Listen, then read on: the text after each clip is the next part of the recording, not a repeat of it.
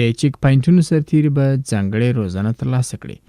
یادې څرګندونې د کندهار سرپرست والي محترم حاجي ملا صاحب ولایت مقام کې د کندهار د بېلابېلو حوزو له امرونو سره په ناسته کې وکړې. په یاده ناسته کې د کندهار اړوند پر عمومي شاهراه د ټولو چیک پاینټونو د سرتیرو یعنې مجاهدینو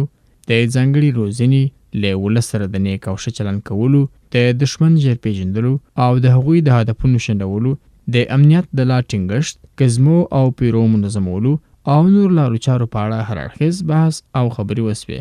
او د محترم حاجي ملا صاحب په مشرۍ یو شمېر اړینې پرېکړې هم ونیول سوې. د کندهار سرپرست والي محترم حاجي ملا صاحب ویل دا مو ګډ مسؤلیت دی چې هیواد، نظام او ولس ته خدمت وکړو. نو دا چې د کندهار د ټولو حوزو ولسوالیو د نظامي تشکیل ستونزه حل سوې، باید مجاهدین د حوزو په هره برخه کې ځای پر ځای کړل سي ترڅو دښمن ته هیڅ د کار کولو موقع برابره نسي. نوموړي زیاته کړه